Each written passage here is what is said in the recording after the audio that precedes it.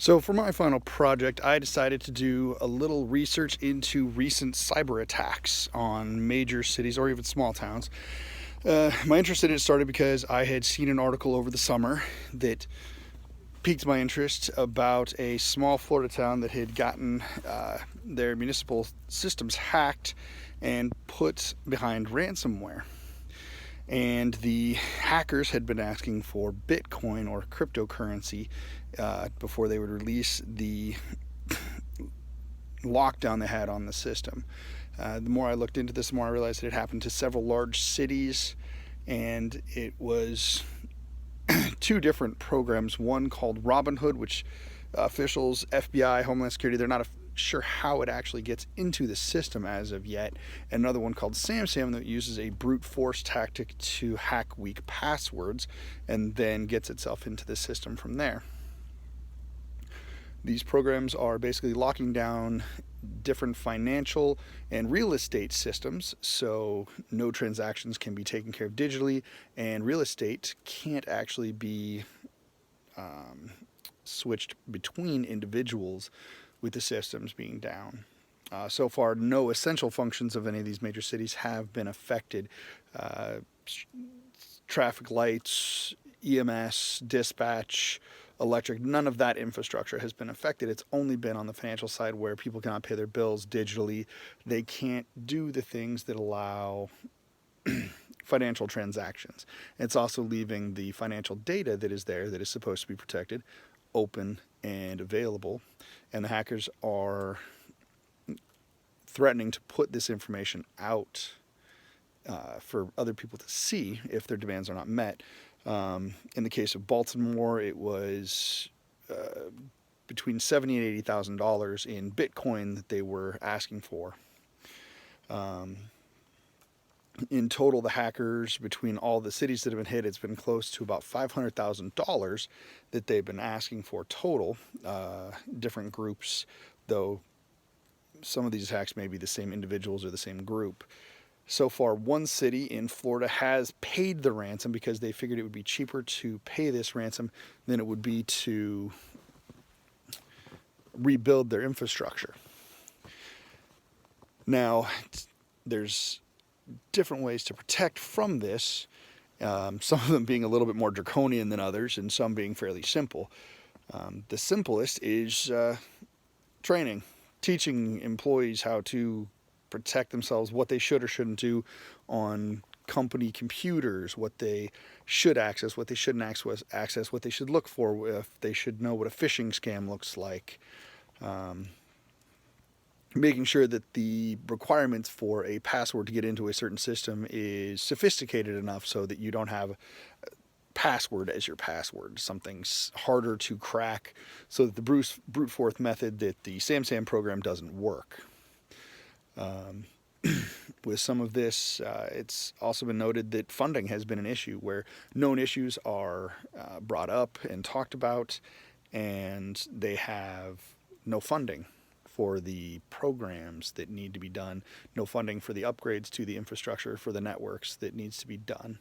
And it's been leaving holes that are being now used to sneak these programs into the systems.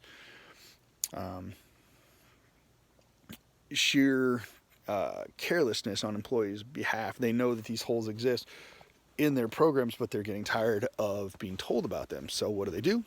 They ignore them and they do things they shouldn't, leading to these programs getting access to the systems. The decentralization of these networks themselves, where you have multiple locations with systems that are all connected but all have different protocols for how to get in, what to access, what they can access, leading to gaps in areas where there should be over coverage, actually having less coverage for the security. And so the biggest thing, access to what people can or can't get into. Currently, I work for the VA, and we have a great system for our passwords. They change every about 2 to 3 months, and they have to be complex passwords. They can't be simple ones. On top of that, to gain access to our computers, we actually have to have a card, our ID card, that slides into a slot on the keyboard, and it's accessed there before we can even get into the computer. On top of that, can't even plug our phones into the computers. Any unregistered USB device is not recognized by the computers. The computer automatically locks down, doesn't let that device get access.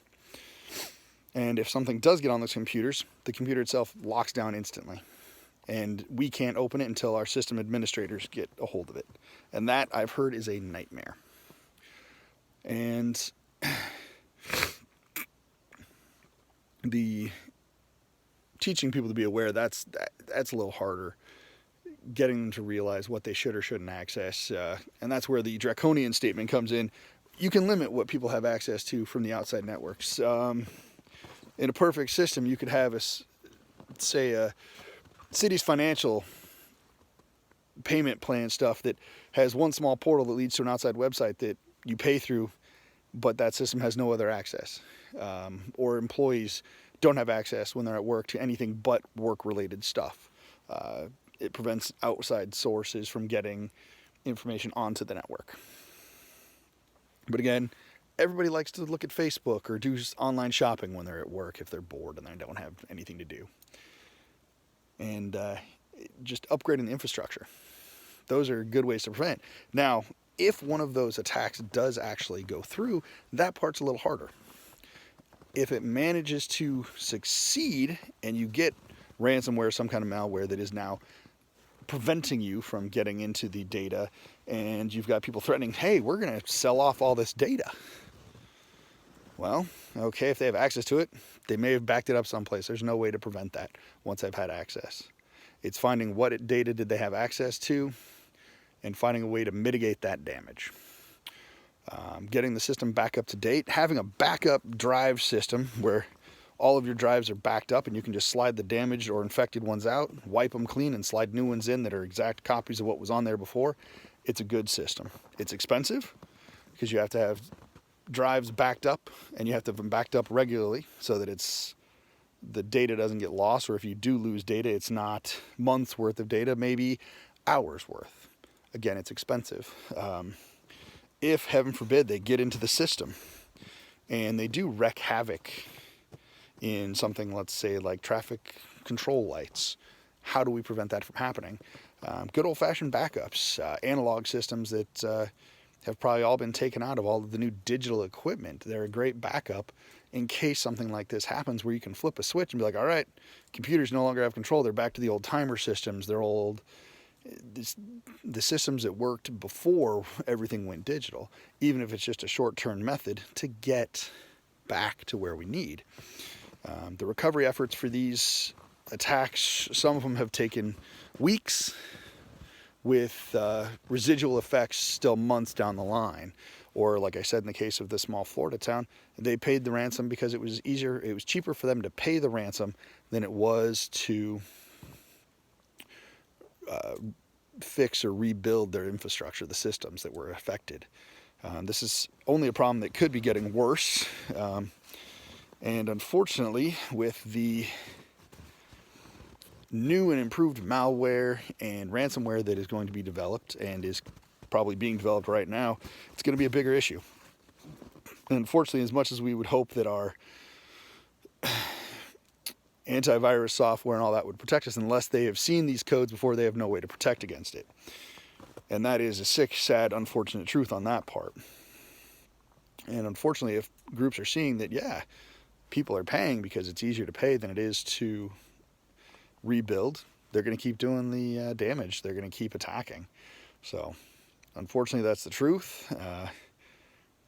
Building a more secure network, limiting the access, having a backup and a contingency plan just in case something does happen, these are the best things. But overall, also having, stricter control over who has access to what and what access is allowed by different entities in your group is probably your best bet.